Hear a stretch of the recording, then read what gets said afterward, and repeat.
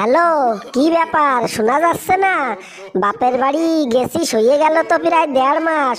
আর কতদিন বেড়াবি? তাড়াতাড়ি বাড়ি আয়। শোনা গো আমার।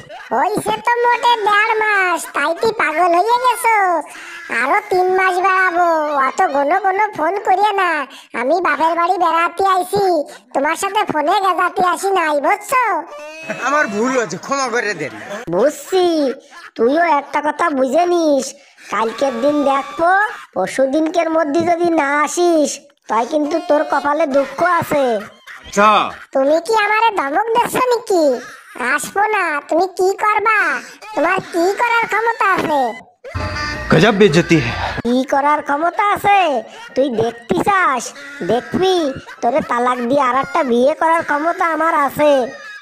আচ্ছা, তাই করো, মানা করছে কিডা? দেহি তোমার বুড়ো বয়সে কিডা মাইয়ে দেয়, আমিও দেখতে চাই। रुको जरा। চিনতে করা যায়, আমারে চ্যালেঞ্জ করে, আমারে বলে বুড়ো বয়সে কেউ মাইয়ে দেবে না। মানতেছি আমি বুড়ো হয়ে গেছি, কিন্তু আমার ধন সম্পত্তি কি কম আছে? আমার ধন সম্পত্তি যা আছে তাতে মাইয়ে তো দেবে, সাথে মাইয়ের মারেও দেবে।